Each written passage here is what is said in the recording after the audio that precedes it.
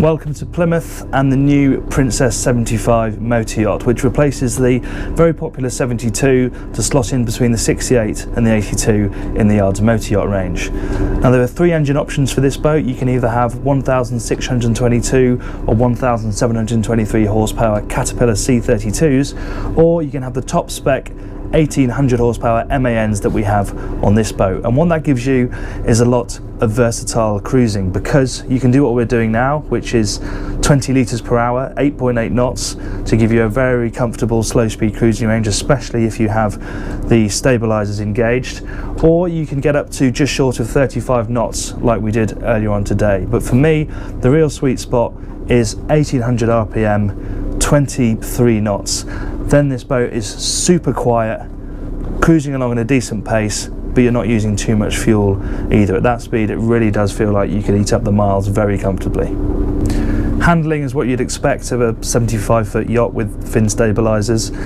It's not going to be out turning any ribs or anything like that, but it has got Princess's wonderfully smooth steering. It really is amazing how light the steering on a boat that's so big and so heavy is, how engaging it is. The turn isn't particularly quick, but the steering itself is wonderfully smooth and makes the boat a real joy to drive, especially when combined with these superb engines.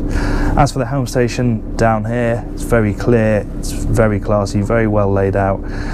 They are touchscreens and they're a little bit of a stretch away, so you're going to have to either lean forward or stand up to use them. But there's loads of really useful storage areas, a proper chart area, very well thought out lower helm. From the lower helm, you sit really nice and high. You've got a superb view out over the bow. You also obviously have an excellent view of the helm station. It's very simple, very classy, lots of nice materials, leather and dark anti-glare materials used all over the place. They are touchscreen plotters, so they're a little bit of a stretch away. You're going to have to lean forward or stand up to use them, but you can see all of the dials very clearly indeed. The only thing that I change is these slightly cheap looking air vents. When you think of the value of this boat, you think they might be able to find something a little higher quality, but everything else works very nicely. The design of the helm station and the surrounding area is really good up here on the flybridge. I like the fact that it's centrally located, lots of space around the helm seat, the navigator seat, so people can get in and out without disturbing each other. And then either side you have seating on the fringe as well, so people can sit side on or facing forward, join the skipper and the navigator on passage and all be together when the boat's moving along.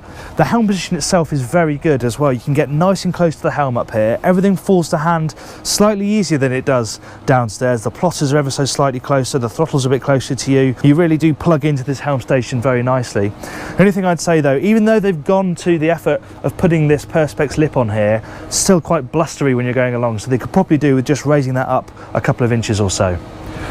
As for the rest of the top deck, well, it's covered by the oh so fashionable hardtop, but this one's good because it has got a soft retracting roof in it, so you can get the sun in here on nice days.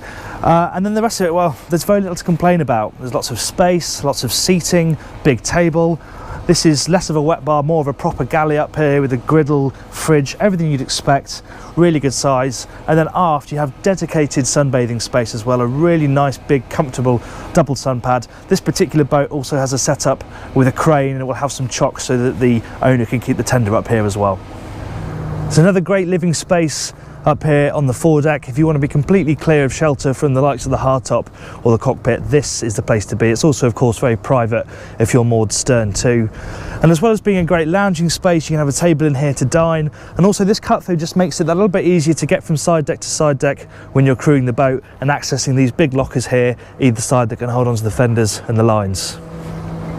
Amazingly, this is actually the 75's crew cabin, and I say that because it looks like it could be one of the main cabins sitting forward over there. It's beautifully finished, lots of wood, spacious berths, plenty of headroom, natural light, and a really nice separate ensuite with a proper separate shower cubicle as well. Now we say all the time that you may legitimately use your crew cabin as a guest cabin, but in this case I think that genuinely is what you could do. It's a nice cabin in its own right, and there's even an extra berth out there in the lobby area. And from here you can also connect via a watertight door into the engine room, so let's have a quick poke around in there. Welcome to the engine room. Now this particular one is full of the biggest MAN 1800 horsepower motors, absolute monsters they are, but even with these in here there's plenty of space to move around, lots of headroom, you can get and see around the engines very easily. Daily service, very simple, lots of artificial light. It really is a very impressive installation. You may want something slightly softer on your hands and knees instead of this checkerboard, but everything else really spot on. And if you want a quick access hatch, then there's one in the cockpit as well, so you don't have to come all the way through the crew cabin to make a quick check in the engine room.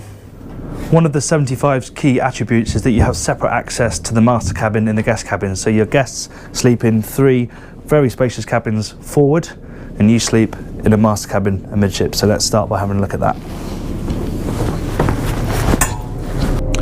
I'm running out of superlatives for Princess's master cabins, and this one's just absolutely stunning. Totally flat floor, loads of headroom, these fantastic one-piece windows either side. Great use of materials in here as well. Leather, you've got patterned material here, wood, lacquer, really interesting space. And this extends to the heads as well, which is almost full beam too. It's got twin sinks, lovely big shower cubicle with its own big window overlooking the water. Over here you have a desk, vanity unit. I genuinely can't see what they could have added to this cabin to make it any better. No guests are going to be complaining about their cabins on board the 75. To port you have a nice spacious twin cabin. There's a double to starboard, both of them are en suite. This is probably pick of the guest cabins though. This is the VIP up in the bows. Nice and spacious, lots of headroom, plenty of storage, fantastic en suite. And even though you haven't got a skylight because of the foredeck seating, they've got elongated ports on both sides, so there's plenty of natural light in here as well. On the 75, it's the saloon though where the real wow factor is. It's an absolutely stunning piece of design, this main deck here. Completely flat, all the way from the transom up to the companionway and helm up there. And look at the amount of natural light in here. These windows are just spectacularly big, especially this one here by the dining area, which is pretty much floor to ceiling. You can even spec a cutout in the bulwark as well, so you have an even better view out over the water. It's so tastefully designed as well, all done by Princess Design Studio. It really is absolutely spot on. And there's some lovely detailing as well. You know how normally when you want to get to storage under a sofa you have to lift up cushions and locker lids, and it's basically a real pain? Not here. Pull this out. Really handy storage. There's a couple of these under these sofas, all mounted on a soft close mechanism, and there's even more here as well. I mean, look at this. Absolutely beautiful. Place for everything. All on soft close mechanisms. Same up here with all your crockery. It's just absolutely delightful. So the midships galley arrangement is a carryover from the 72, something that worked really well on that boat and actually works really well here as well. It's very close to the dining table, so it's easy to serve food. And it's worth mentioning that the dining table actually slides out on rails as well, so that you can pull it into the middle of the saloon, give yourself a bit more space by the window. You can also partition off the galley using this sliding partition. This is something that Princess has been doing for a long time. But it is nice. It does mean that you can just pull this across, leave dirty plates, go and sit in the cockpit, forget about them. And you can also completely enclose the galley. If you're a crewed boat, you can put bulkheads up here, have a doorway, so you can totally enclose the crew if that's the way you're going to use the boat. This is one of my favourite spots on the entire boat. You sit up here, raised up with a great view out. You have the saloon, cockpit and the water sprawling out in front of you.